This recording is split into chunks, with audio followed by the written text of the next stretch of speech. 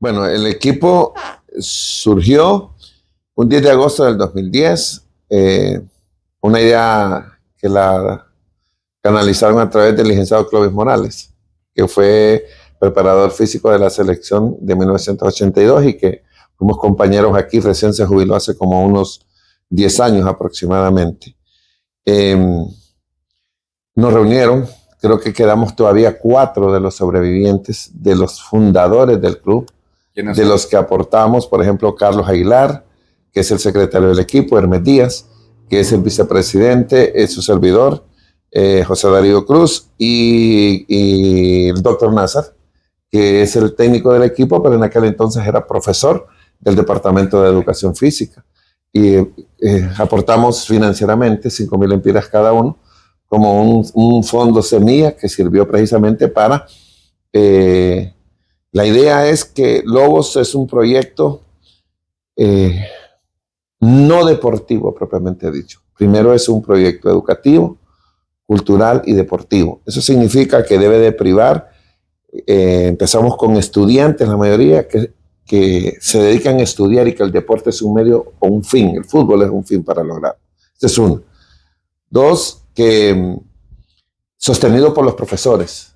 No usamos fondos de la universidad, sí las instalaciones y el nombre, porque se llama el nombre de una institución que tiene 70 años, la UPN reconocida nacional e internacionalmente, pero el Estado no tiene recursos. De hecho, la autónoma que había sostenido un equipo renunció a la universidad a seguirlo manejando y fue cuando descendieron en el 2006. Y como don Raúl Leicelar no había que hacer con la categoría, entonces nos la cedió a nosotros y nosotros entonces conformamos un equipo.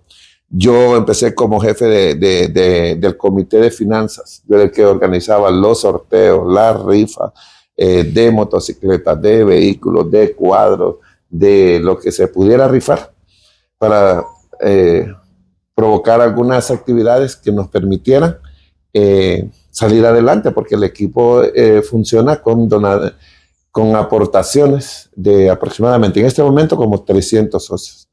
Y esos socios somos los dueños, nos reunimos 2 veces al año, tenemos una junta directiva, tenemos nuestro propio reglamento y el equipo no surgió como Lobos, sino que surgió como Jaguares en el 2010. Pero surgió una universidad privada, que no voy a mencionar, vecina acá que vive de la Kennedy al fondo, que empezó a reclamar el nombre porque ellos se denominaban Jaguares. Y entonces nos fuimos a registro de la propiedad intelectual y entonces fue cierto, entonces convocamos un concurso y hay desde lo sublime, desde los nombres, porque se identifica, ¿con qué nos íbamos a identificar? Entonces la idea de unos de arte, el concurso y la propuesta que ganó fue que fuera un lobo, hicieron la canción del equipo. Pero igual surgieron ideas como que fuéramos los zorros de la UPN y entonces el pero fue de las damas, porque como el equipo tiene la mayor parte de socias, verdad que son mujeres, las socias del equipo, entonces ellas dijeron que no, porque las iban a decir que eran las zorras de la UPN y entonces todos sabemos a qué asociamos nosotros el término de las zorras en el ámbito nuestro nacional. Esa es una de las grandes cosas. Entonces, 2 años después, en el 2012, nosotros cambiamos de nombre, lo registramos la mascota, registramos todo y entonces pasamos a ser los lobos. ¿Por qué los lobos?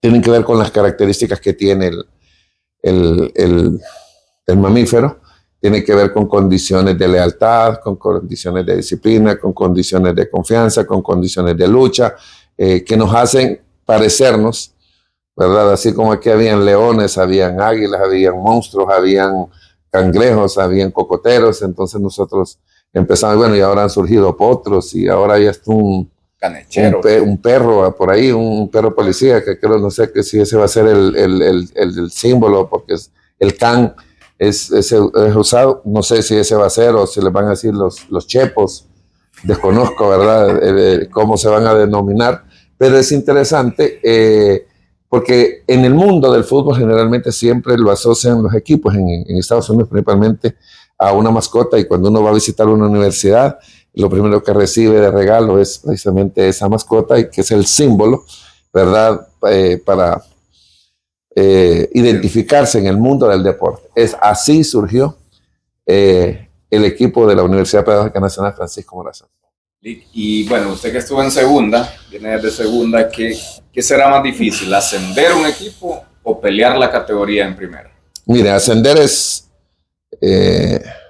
complejo por las malas prácticas que hay en algunos equipos de fútbol. Por ejemplo, una vez fuimos a un partido en Villanueva y nos pusieron un perro Doberman detrás de la portería, donde estaba Celio atajando, y se lo pueden preguntar a Celio, amarrado, encadenado. Cada vez que Celio se movía, aquel perro empezaba a ladrar atrás de Celio, pero encadenado.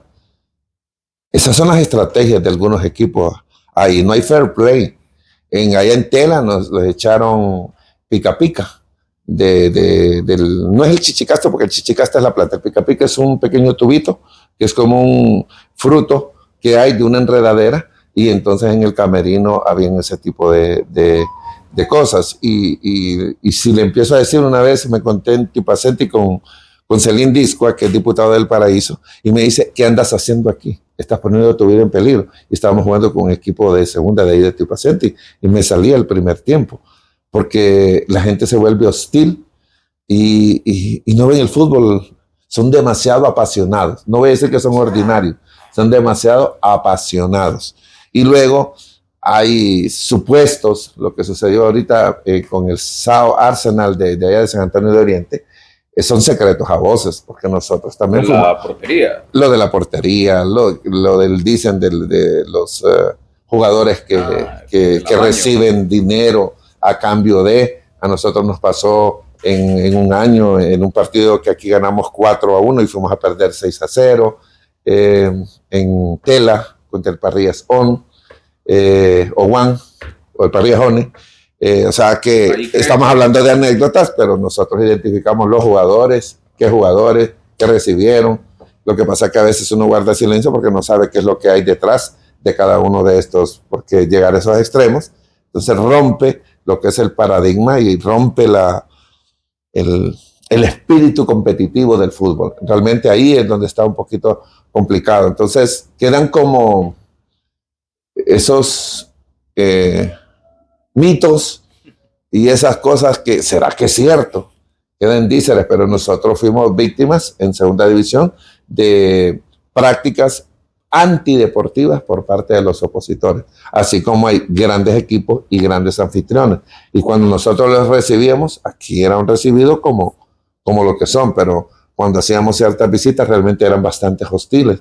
Y es que la gente quiere ganar como sea, y no es que se entiende, es que a veces la gente utiliza ellos dicen que el fin justifica los medios. ¿Por qué no se dice nada de eso, Lick? Porque no es el primero que nos lo dice. El presidente Génesis también dice que en segunda división existen este tipo de cosas. ¿No se pueden erradicar entonces? No, porque es por el tema de las evidencias. Porque queda solamente entre la palabra del que lo recibe y la palabra del que lo va a negar.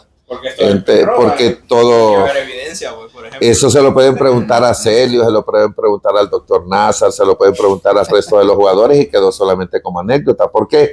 Porque los que dirigen la liga, los que dirigían a la liga en ese entonces, eran permisivos y permitían todo tipo de prácticas, ¿verdad? Realmente, y eso es verídico, pero le digo, yo les cito testigos que estuvieron, y el otro día se lo comenté a Celio, porque recién el jueves creo que fue 11, estuvimos celebrando 8 años del ascenso. Fue un 11 de junio, un día del estudiante, que este equipo ascendió. Casualidad o a saber o misterio, pero un día del estudiante, que sí, haciendo un equipo de estudiantes realmente es algo difícil. Y luego la gente nos apostaba.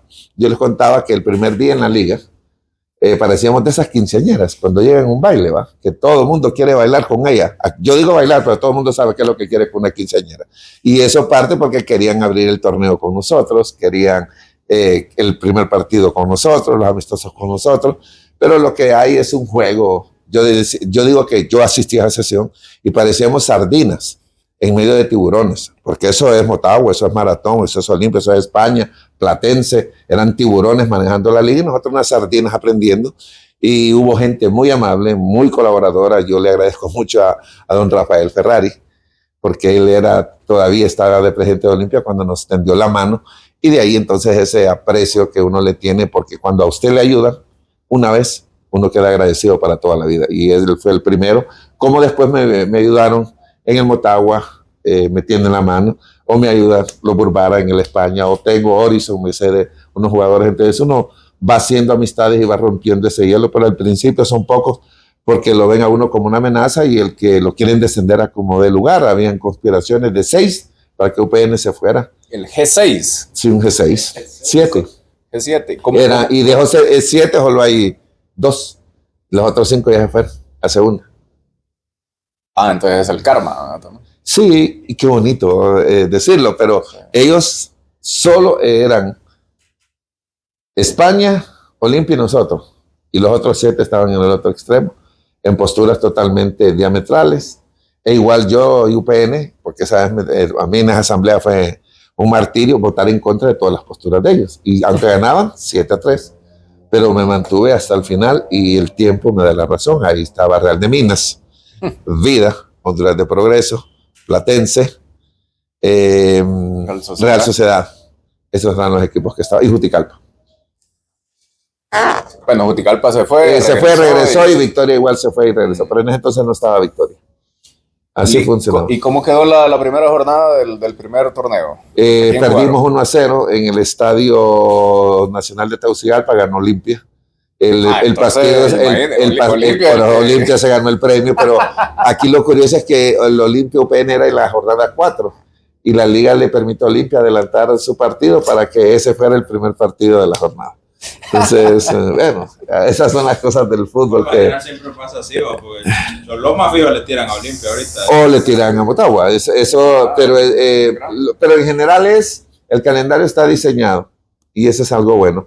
Que los clásicos no se den en los primeros partidos, sino en el partido, en las jornadas 6, 7, 8, cuando se vuelven mucho más interesantes que en la primera jornada, mientras va calentando el torneo. Eso dice uno, pero en realidad lo que quieren es agarrar a los débiles primero para luego agarrarse entre ellos.